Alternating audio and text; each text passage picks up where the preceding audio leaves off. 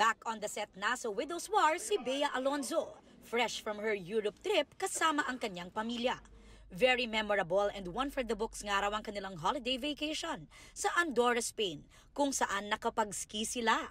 Nakabalik din daw sila ng kanyang ina sa Lourdes, France, this time with the whole family. May side trip din siya sa UK kasama naman ng kanyang kaibigan. As in empowering din siya na to be single and then spend time with the ones you love. Ang sarap din ng feeling ng enough ka as yung, you know, hindi ako nalungkot. Roller coaster ride nga raw ang 2024 ni Bea. At this 2025, full of positive vibes ang kanyang minamanifest. 2024 was a very interesting year for me. A lot of challenges.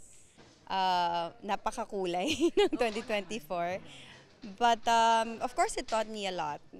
And I guess 2025 is all about self-discovery and self-improvement and siguro self-care.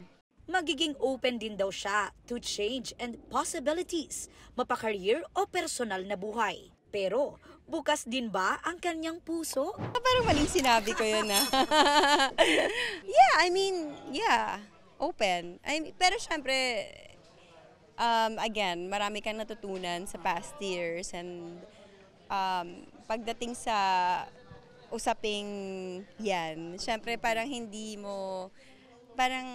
you have to this time be, not naman, I wouldn't use the word careful, but siguro mas mindful.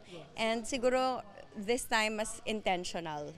At ang isa raw sa mga importanteng lesson para sa kanya sa nagdaang taon, To learn how to gracefully walk away from things that aren't meant for you.